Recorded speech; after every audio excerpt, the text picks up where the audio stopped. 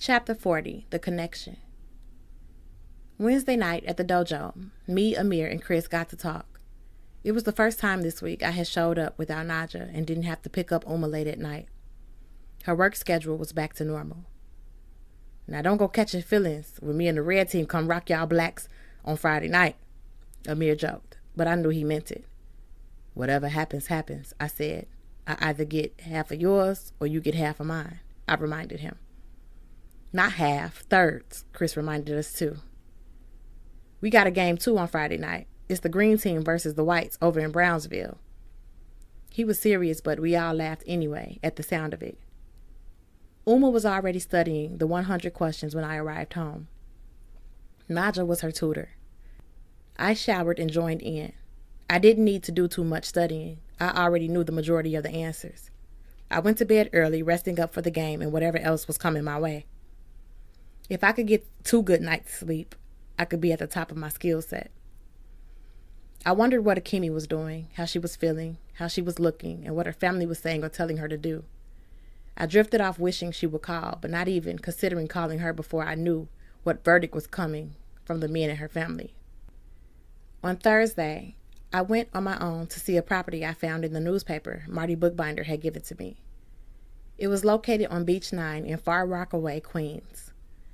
It was a for sale by owner, and the cost was $80,000. The seller was an elderly, short Jew with thick glasses and a slow walk that added 20 extra minutes onto every undertaking. At first, he didn't want to open his front door. I'm sure I looked frightening in my everyday fresh gear. He peered through the body-length rectangular window beside the door. His hand was shaking as he held back his white lace curtain. I pressed the newspaper, ironically called The Connection, up against the glass. He was encouraged to open the door, at least enough for him to talk through the 3-inch space that was open but still chained. Good morning. I saw your advertisement for a house for sale in this newspaper. I'm the one who called and made the 11 a.m. appointment. Well, it's 11 a.m. now and I'm here, I said politely. Who gave you this paper? He asked. What paper? I asked. The newspaper. He responded like he was quick and I was slow. Oh, Marty Bookbinder. He's a friend of mine. But the paper is on sale to the general public at Marty's bookstore, I said. He slid the chain off. Come in, he said as though I had suddenly given the correct password. Automatically, I hated the furniture and the stale smell of the place. It was a house that had, more than anything, been lived in. There were things packed up and piled up everywhere in uneven stacks in every room. I loved the house. There were 3 bedrooms, a small study, a living room with a fireplace, a small dining room, 2.5 bathrooms, and a basement. The paneling in the basement was old and out of style, but the basement was finished and even had a small kitchenette. I couldn't really see the kitchen, which was so small you could miss it if you didn't look hard, because they had boxes and papers stacked even on the counters and floors in there. There was a backyard about 50 feet by 50 feet. More importantly, there was a fence. There was an unused clothing line I knew Uma would like, and a deck where a family could chill and grill or just read a book. It had electric heat and no central air conditioning, but the owner had a big antique air conditioner in his bedroom window, which he claimed worked well, but he would be leaving it behind. The house sat right next door to the house on the left of it, but it was at the end of the block. There was no house to the right of it, only woods. But the beach was around the corner, and the street had trees and privacy. Who lives next door? I asked. Good people, the Arnoffs. But they'll be selling soon, too. Everybody's going south to Florida, he said. When are you prepared to sell? I asked him. If the money is right, we can vacate by the 1st of June, he said. No more New York winters for me, he complained. When my tour of his house was over, he asked, Who's got the money? He revealed his teeth, which looked like they had $50,000 worth of dental work done on them. My family, I said. How long will it take for you to get clearance on the loan? He asked. I can't wait forever. Then he added with a laugh, I guess you can tell.